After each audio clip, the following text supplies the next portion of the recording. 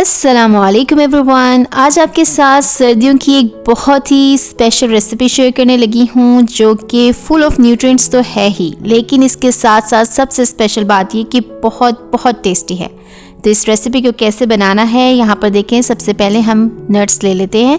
यहाँ आप अपनी पसंद के नट्स ले सकते हैं और इनकी क्वांटिटी मैंने मेंशन कर दी है, लेकिन ख़ास बात यह है कि जितने भी नट्स हैं को पाउडर नहीं कर देना, बल्कि थोड़ा मोटा मोटा सा इन्हें छोड़ देना है। तो एक बार ही आप चॉपर या ग्राइंडर को चलाएंगे तो इस तरीके की इनकी शक्ल आ जाएगी। यहाँ पर सबसे पहले हमने चने की दाल ले ली है, इसके साथ ही माश की दाल ले ली है जो कि साबित दाल है, और इसके साथ ही साबित मूंग की दाल ले लेंगे। जो चना दाल है उसकी क्वांटिटी 1 kg है और बाकी दालें जो हैं ½ kg है। इन्हें यहाँ पर ड्राई रोस्ट कर लेते हैं बगैर किसी ऑयल को शामिल किए। यहाँ पर खाली पैन के अंदर इन्हें हमने ड्राई रोस्ट करना है। ड्राई रोस्ट कैसे करना है कि इन्हें बिल्कुल हल्की आंच के ऊपर आपने इन्हें तब तक रोस्ट करते रहना है जब तक कि इनकी खुशबू ना आनी स्टार्ट हो जाए।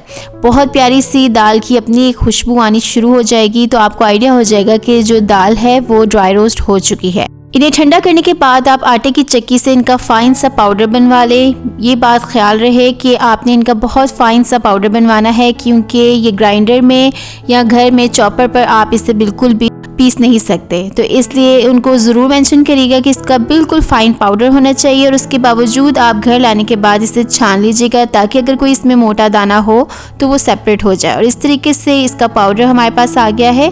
अब एक पैन ले लेते हैं और इसमें हमने देसी घी को शामिल कर रहे हैं। ऑलमोस्ट 1 कप के करीब पहले बैच के लिए हम देसी घी इसके अंदर शामिल कर लेते हैं, और 1 प्लेट भर कर हमने जो पाउडर का है वो इसके अंदर शामिल कर देना है।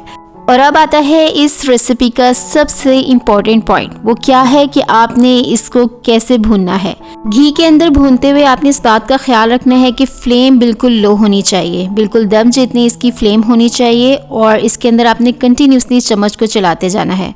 इसे भूनते हुए अगर आपको फील हो कि घी इसके अंदर कम है तो उसे आप मज़ीद इसके अंदर साथ शामिल कर सकते हैं। बस इसे भूनते हुए आपने इसके अंदर चम्मच चलाना नहीं छोड़ना, क्योंकि अगर हम इसे एक जगह पर छोड़ देंगे तो हमारी जो दाल है वो कहीं से ज़्यादा लाल हो सकती है, इसके अंदर कड़वाहट भी आ सकती है, और फिर इसका फ्लेवर एक जैसा निकल कर नहीं आएगा। और हमने इसे इक्वली इसके ऊपर कलर लेकर आना है, एक जैसा टेस्ट लेकर आना है। तो इसके लिए बहुत इंपॉर्टेंट है कि आप इसके अंदर कंटिन्यूसली चम्मच को चलाते जाएं।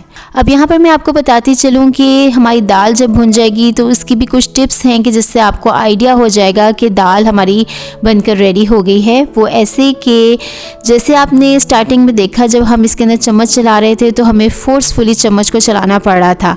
ऑलमोस्ट 15 मिनट तक इसे हल्की आंच पर भूनते हुए आप देखेंगे कि बहुत लाइट सा इसका टेक्सचर हो गया है। बहुत आसानी से इसके अंदर हम चम्मच को चला रहे हैं। इसका कलर भी स्लाइटली सा चेंज हो गया है, और सबसे इम्पॉर्टेंट बात कि इसकी बहुत प्यारी सी खुशबू आनी स्टार्ट हो जाएगी। और अगर आप दाल को चखेंगे तो आपको इसके अंदर एक क्रंच भी फील होगा। और सबसे इम्पॉर्टेंट हिंट कि लास्ट में इसके अंदर बबल्स आना स्टार्ट हो जाएंगे तो समझ जाएं कि दाल प्रॉपरली भुन चुकी है।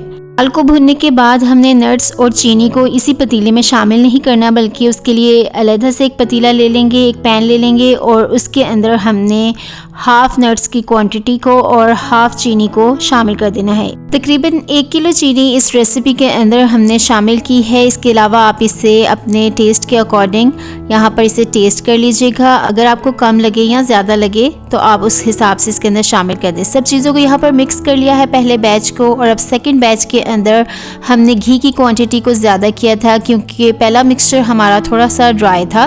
और अब इस दूसरे बैच को भी इसी तरीके से भून लेने के बाद इसके अंदर शामिल कर देंगे, और जो बाकी के नट्स हमारे रह गए हैं उनको भी इसके अंदर शामिल करके इसे प्रॉपरली हमने अच्छे से इसकी मिक्सिंग कर लेनी है। अगर आपको कम चीनी पसंद है तो सेकंड बैच के लिए जब आपने नट्स वगैरह इसके अंदर ऐड करने हैं तो तब आप चीनी की क्वांटिटी को कम कर सकते हैं। सारी चीज़ों को इसके अंदर शामिल कर लेने के बाद अब अच्छे तरीके से हम इसकी मिक्सिंग कर लेंगे। प्रॉपर मिक्सिंग कर लेने के बाद आपने इसे फ़ौरन ही किसी प्लेन डिश में निकाल लेना है ताकि हम इसकी सेटिंग कर सकें। इसको पूरे तरीके से सेट कर लेने के लिए, टुकड़ियों की शेप में लाने के लिए बहुत ज़रूरी है कि आपने एक बिल्कुल प्लेन और सीधी डिश लेनी है जिसके अंदर आप इसे टुकड़ियों की शेप दे सकें। अगर तो आपने इसे पाउडर फॉर्म में रखना है तो कोई बात नहीं, लेकिन अगर आपने इसे प्रॉपर टुकड़ियों की शेप देनी है तो उसके लिए भी इम्पॉर्टेंट है कि आपने इसके अंदर घी की क्वांटिटी को भी प्रॉपर रखना है।